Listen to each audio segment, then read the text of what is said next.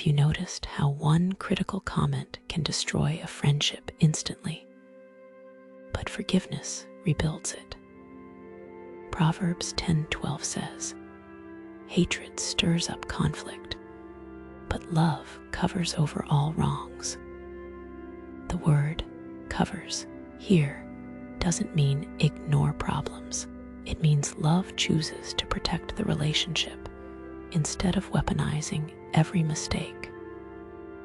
When someone wrongs you, hatred demands justice and broadcasts the offense. Love says, "I see what you did.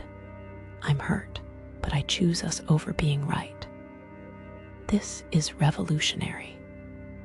Most relationships die not from one big betrayal, but from countless small resentments we refuse to cover.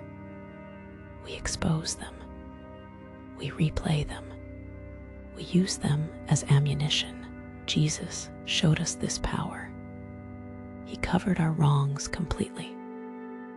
What if today you chose to cover one offense instead of stir it up? Who needs your grace right now?